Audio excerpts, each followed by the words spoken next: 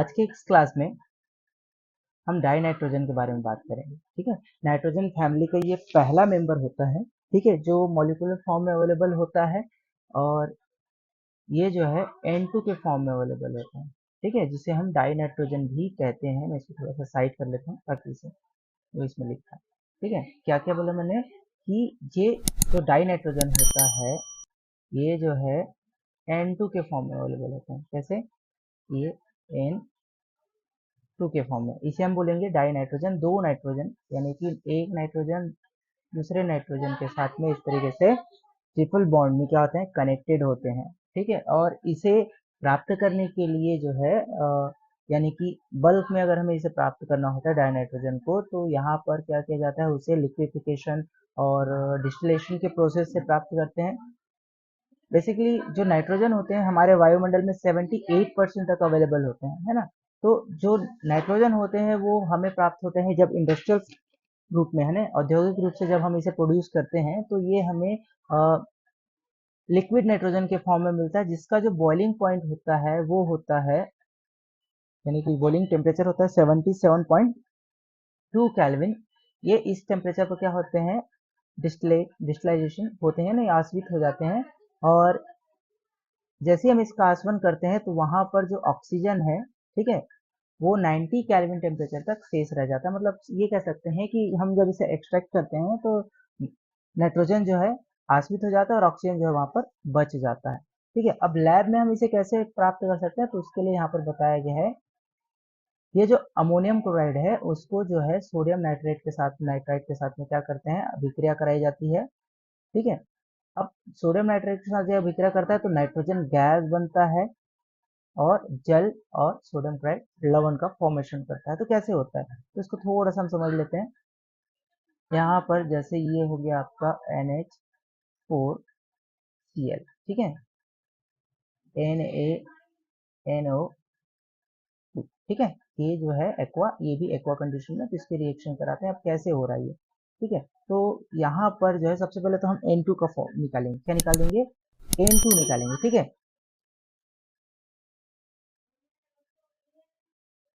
तो N2 निकाल देते हैं। चलिए, तो ये एक नाइट्रोजन यहाँ से हमने ले लिया, एक नाइट्रोजन हमने यहाँ से ले लिया। ठीक है, ये दोनों जो है नाइट्रोजन यहाँ से आउट। ठीक है, तो हमने यहाँ पर से क्या बना लिया, N2। ठीक है, अब चूंकि ये किस स्टेज में, गैस स्टेज में, तो ये उड़ जाएगा। ओके, अब हमारे पास बचते हैं यहाँ पर 4 हाइड्रोजन, एक क्लोरीन।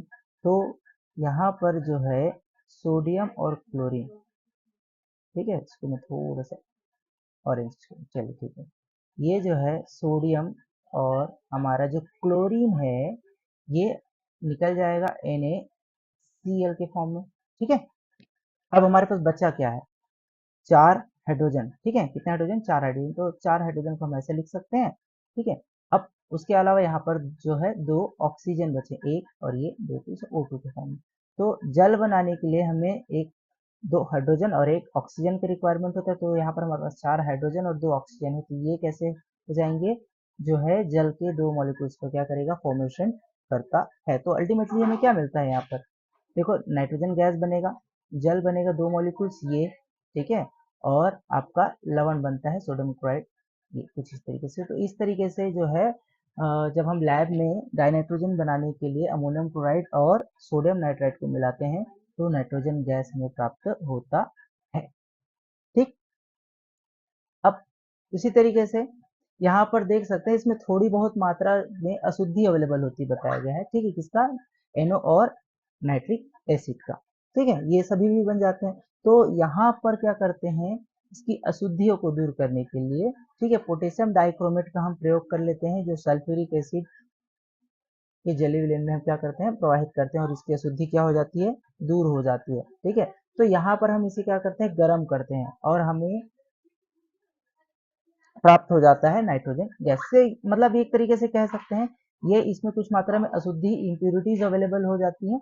तो हम दूसरे तरीके से हम क्या कर सकते हैं, लैब में से बना सकते हैं। तो यहाँ पर जो है हम लेते हैं अमोनियम ड्राइक्रोमेट, उसे गर्म करते हैं। क्या कर रहे हैं, ताप दे रहे हैं, मतलब यहाँ पर हम उसे गर्म कर रहे हैं। गर्म करने से नाइट्रोजन और वाटर और यहाँ पर क्या बनता है, क्रोमिक ऑक्साइड हमें प्राप्त हो जाता है। तो इसको भी अगर हम चाहें, इसको भी थोड़ा सा कैसे करते हैं वो देख लेते हैं, ठीक है। इस तरीके से हम उसे बना सकते हैं। चलिए, तो हमने ले लिया है, मैं इसे तोड़ के आपको लिख दे रहा हूँ, ठीक है, तो और इजी समझ में आ जाएगा। ये हो जाएगा आपका NH, जिस रूप में हमें उसे बनाना है वैसे हम तोड़ लेते हैं, ठीक है। तो ये हो जाएगा आपका NH जो है NH4, अमोनिया है, 2 बार ले लेते हैं। चलिए, NH4 हमने ले लिया 2 बार, ठीक है। अब ये है आपका Cr2O7, ये मैंने कुछ इस तरीके से लिखा, राइट। अब हम इसे क्या कर रहे हैं, गर्म कर रहे हैं, तो हमें मिलता है N2, ठीक है, और मिलता है 4H2O, और मिलता है, ठीक है, Cr2O3 हमें प्राप्त हो जाते हैं। तो ये कैसे कैसे बने, तो चलो इसको थोड़ा सा हम समझने की कोशिश करते हैं। तो यहाँ पर देखो, सबसे पहले हम नाइट्रोजन बना लेते हैं। तो भाई ये हमारे पास दो, क्या है, हमारे पास है 2 नाइट्रोजन, ठीक है। इन दोनों नाइट्रोजन को हमें निकाल लेना, थोड़ा सा इसको अंदर कर लेते हैं, ठीक है, थोड़ा सा थिन कर लेते हैं, ठीक? ये लीजिए, एक ये नाइट्रोजन और एक ये नाइट्रोजन, ये दोनों मिल करके क्या बनाएंगे, N2 का निर्माण करेंगे, ठीक है। उसके बाद चलो यहाँ पर अब हमारे पास नाइट्रोजन बन गया। अब यहाँ पर हमारे पास 4 हाइड्रोजन यहाँ पर है, 4 हाइड्रोजन यहाँ पर है। इसका मतलब यहाँ पर हमारे पास कितने हाइड्रोजन है, 8 हाइड्रोजन अवेलेबल हैं। तो हमने कुछ इस तरीके से लिख लिए। अब ऑक्सीजन, तो हमें ये बाहर निकालना है, तो यहाँ पर देख लो क्या है, Cr2 है ना। अब O7 है कि नहीं। तो यहाँ पर क्या कर लेंगे, 3 ऑक्सीजन यहाँ पर ले लेंगे और क्या कर लेंगे, 4 ऑक्सीजन इस तरीके से बाहर निकाल लेते हैं। तो हमारे पास क्या है, 4 पेयर हाइड्रोजन है और 2 पेयर ऑक्सीजन है। तो एक, यानी कि एक पेयर हाइड्रोजन के लिए एक ऑक्सीजन, यहाँ पर कितने, 4 है, तो कितने लग जाएंगे, 2 लग जाएंगे। तो यहाँ पर सीधा सीधा हम क्या ले लेते हैं, ये इसके साथ में मिलकर के क्या बन जाएगा, हमारे पास जल का निर्माण हो जाएगा, ठीक है। देखो 2 दूनी 4, तो यहाँ पर 4 हो जाएगा, और OH2 ये क्या हो जाएगा, 4H2O का निर्माण करेगा और हमें H2O प्राप्त हो जाएगा, ठीक है। कुछ इस तरीके से भी हम क्या कर सकते हैं, नाइट्रोजन गैस प्राप्त कर सकते हैं, ठीक है। यहाँ पर भी कुछ थोड़ा बहुत जो है अशुद्धि रह जाता है। अगर हमें एकदम प्योर फॉर्म में अगर नाइट्रोजन प्राप्त करना है, ठीक है, तब उसमें क्या करते हैं, बेरियम या फिर सोडियम, नाइट्रोजन सोडियम या फिर बेरियम एजाइड के को क्या करते हैं, तापीय अपघटन करते हैं, ठीक है। उससे हम क्या कर लेते हैं, प्राप्त कर लेते हैं। तो ये हमारा है आपका बेरियम एजाइड, क्या है, बेरियम एजाइड। इसको हम क्या करते हैं, तापीय अपघटन करते हैं, तो नाइट्रोजन गैस क्या हो जाता है, अलग हो जाता है, बेरियम जो है अलग हो जाता है।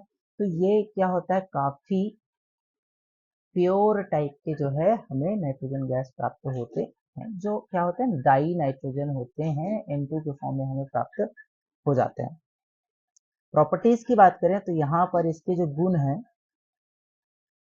ठीक है, इसके जो गुण की अगर हम बात करें तो फिजिकल, यानी कि भौतिक गुणों की अगर हम बात करते हैं, तो ये एक तरह का क्या होता है, कलरलेस, ऑर्डरलेस, टेस्टलेस और एक नॉन पॉइजनस गैस होता है। नाइट्रोजन के 2 स्थायी समस्थानिक होते हैं, आइसोटोप होते हैं, एक N14, ठीक है, और एक N15। क्या क्या, N14 टाइप के और जो N है N15 टाइप के, ये जो है दो जो है इसके आइसोटोप हमें मिलते हैं। और ये जल में बहुत कम घुलते हैं, इसकी विलेयता जो जल में बहुत कम होती है, ठीक है। यहाँ पर क्या बोला गया है, देख सकते हैं, 23.2 सेंटीमीटर क्यूब पर लीटर वाटर 273 यानी कि 0 डिग्री सेल्सियस पर एक वायुमंडलीय दाब पर घुलता है। मतलब बहुत ही कम पानी की मात्रा इसमें घुलती है। इसका बॉइलिंग और फ्रीजिंग पॉइंट भी काफी कम होता है, ठीक है। नाइट्रोजन, जैसे कि मैंने यहाँ पर आपको बताया था कि जो नाइट्रोजन है, ठीक है, शुरू में ही देख लिए थे हमने कि नाइट्रोजन जो है डाई नाइट्रोजन है, तो दोनों नाइट्रोजन के बीच में ट्रिपल बॉन्ड होते हैं, जिसमें 2 पाई बॉन्ड और एक जो है सिग्मा बॉन्ड जो है पाया जाता है, ठीक है। इस कारण से यहाँ पर इसकी जो एंथैल्पी होती है ना, कमरे के टेम्परेचर पर ये काफी हद तक निष्क्रिय होती है, अक्रिय हो जाती है, ठीक है। जैसे जैसे ताप बढ़ते जाता है, टेम्परेचर इंक्रीज होते जाएगा, उसकी क्रियाशीलता का मान बढ़ते ज़्यादा मतलब ये कह सकते हैं कि कम टेम्परेचर पर ये निष्क्रिय रहेगा, और जैसे जैसे टेम्परेचर बढ़ते जाएगा उसकी क्रियाशीलता क्या होती जाती है, बढ़ती जाती है। और जैसे जैसे टेम्परेचर बढ़ेगा, टेम्परेचर हाई हो जाता है, तो ये कुछ धातु के साथ में डायरेक्टली रिएक्ट करके कोई न कोई कंपाउंड को फॉर्मेशन कर लेता है, ठीक है, जिसे नाइट्रिक आयनिक नाइट्राइड है ना, ये इसका फॉर्मेशन कर लेता है। उसके अलावा अगर अधातु की बात करें तो अधातु के साथ में भी सल्फ्यूरिक नाइट्राइड का फॉर्मेशन कर लेता है। जैसे मैं अगर लिथियम यहाँ पर ले लें, ठीक है, लिथियम जो है नाइट्रोजन के साथ में टेम्परेचर पर रिएक्शन करता है और यहाँ पर क्या बनता है, Al3N का फॉर्मेशन करता है। क्या लिथियम नाइट्राइड का फॉर्मेशन करता है। ऐसे ही मैग्नीशियम के साथ करें तो मैग्नीशियम नाइट्राइड का फॉर्मेशन करता है, ठीक है। अब देखो यहाँ पर ये तो हो गया कुछ इसके प्रॉपर्टी। अब यहाँ पर इसका एक मेन प्रॉपर्टी है ना, क्या कि जो नाइट्रोजन है यानी कि जो डाई नाइट्रोजन है, ये अमोनिया बनाने के लिए उपयोग में लाई जाती है ना, जिसके बारे में हम आगे पढ़ेंगे, हैबर विधि जो कहा गया है, ठीक है।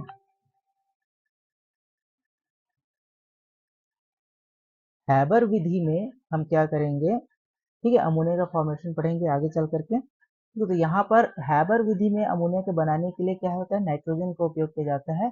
नाइट्रोजन और हाइड्रोजन को क्या करते हैं, टेम्प क्या किया जाता है, गर्म किया जाता है। लगभग 773 केल्विन टेम्परेचर पर क्या करते हैं, इसे गर्म करते हैं। लगभग 500 डिग्री सेल्सियस टेम्परेचर पर क्या किया जाता है, इसे गर्म किया जाता है। तो हमें क्या प्राप्त होता है, अमोनिया प्राप्त होता है, और एनर्जी रिलीज होती है कितनी, 46.1 किलो जूल पर मोल एनर्जी क्या हो जाती है, बाहर निकलती है, ठीक है। उसके अलावा जो डाई नाइट्रोजन होते हैं, ये हाई टेम्परेचर, जैसे यहाँ पर देख सकते हैं, मैक्सिमम बहुत ज़्यादा हाई टेम्परेचर की बात कर रहे हैं, 2000 केल्विन टेम्परेचर की बात कर रहे हैं, तो उस टेम्परेचर पर ये जो है ऑक्सीजन के साथ में रिएक्शन करता है और NO का फॉर्मेशन करता है, नाइट्रिक ऑक्साइड का फॉर्मेशन करता है, ठीक है। तो यहाँ पर हम देख सकते हैं कि जो नाइट्रोजन होता है, ठीक है, क्या होता है, नाइट्रोजन होते हैं वो जो है स्वादहीन तो होता है, गंधहीन भी होता है और रंगहीन होता है, और ये एक क्या होते हैं, विषैली गैस नहीं होती है, ठीक है। अब इसका मेन जो उपयोग है वो होता है अमोनिया के निर्माण के लिए, ठीक है। ज्यादातर अमोनिया बनाने के लिए इसका उपयोग किया जाता है। उसके अलावा नाइट्रोजन से बने नाइट्रोजन युक्त अन्य पदार्थों के निर्माण के लिए, जैसे औषधि है, रसायन है, औद्योगिक केमिकल्स हैं, ये सब चीजें बनाने में किया जाता है, जैसे कि कैल्शियम साइनामाइड, ये सब चीजें निर्माण में करते हैं। इसके अलावा लोहा, स्टील, है ना, अभी, ठीक है, केमिकल्स के अक्री केमिकल को अक्री करने के लिए भी इसका उपयोग किया जाता है, निष्क्रिय करने के लिए भी इसका उपयोग करते हैं, ठीक है। नाइट्रोजन का उपयोग जो है जैविक पदार्थ यानी खाद्य सामग्री के लिए प्रशीतक के रूप में भी किया जाता है। क्रायो सर्जरी में भी नाइट्रोजन का उपयोग किया जाता है, इसलिए क्रायो सर्जरी में भी नाइट्रोजन का उपयोग किया जाता है। ये कुछ इसके उपयोग हैं, ठीक है। तो आई होप समझ गए होंगे नाइट्रोजन का क्या है। मैं आपको रफली एक बार और बता देता हूँ यहाँ पर, चलो क्या क्या है। डाई नाइट्रोजन जो है N2 के फॉर्म में होता है, इसमें नाइट्रोजन ट्रिपल बॉन्ड में जुड़ा हुआ होता है, जिसमें ऊपर दो क्या होते हैं, ऊपर और नीचे जो है पाई बॉन्ड होते हैं, और एक जो है सिग्मा बॉन्ड होता है, ठीक है। यानी कि ये जो है पाई बॉन्ड, ये पाई बॉन्ड, और बीच में क्या होता है, सिग्मा बॉन्ड, यानी दो पाई बॉन्ड और एक सिग्मा बॉन्ड का निर्माण होता है। इसे लैब में बनाने के लिए यहाँ पर अमोनियम का 2-3 विधि से बनाया जाता है, ठीक है। एक अमोनियम क्लोराइड सोडियम नाइट्राइड का मिला करके नाइट्रोजन गैस बनाया जाता है। उसके अलावा इसमें थोड़ी बहुत अशुद्धि रह जाती है, तो यहाँ पर अमोनियम डाइक्रोमेट का भी उपयोग किया जाता है नाइट्रोजन गैस बनाने के लिए। और प्योर फॉर्म में जो है नाइट्रोजन प्राप्त करने के लिए बेरियम एजाइड का प्रयोग करते हैं, जिसमें काफी ज्यादा प्योर फॉर्म में हमें नाइट्रोजन गैस प्राप्त हो जाता है। इसके कुछ उपयोग भी देखे थे हमने, रंगीन होता है, गंधहीन होता है, स्वादहीन होता है ना, और ये जो है विषैली गैस नहीं है। और ये इसके दो समस्थानिक हमें देखने को मिलते हैं, एक मिलता है आपका N14 और एक होता है N15 के फॉर्म में हमें यहाँ पर देखने को मिलते हैं, ठीक है। अब ये जो है पानी में काफी कम घुले होते हैं, ठीक है, और इसका क्वथनांक और हिमांक भी काफी कम होता है, ठीक। ये जो है काफी ज्यादा टेम्परेचर पर यानी कि टेम्परेचर जैसे जैसे बढ़ते जाता है, यानी कि कम टेम्परेचर पर ये निष्क्रिय अवस्था में होता है, और जैसे जैसे टेम्परेचर बढ़ाते जाते हैं तो इसकी क्रियाशीलता बढ़ती जाती है।